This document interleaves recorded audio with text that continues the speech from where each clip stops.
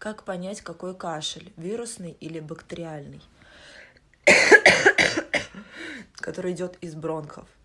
Правильно, определит оториноларинголог. Пожалуйста, не занимайтесь самолечением. Как понять, какой кашель, вирусный или бактериальный, который идет из бронхов? Правильно, определит оториноларинголог. Пожалуйста, не занимайтесь самолечением, идите к врачу.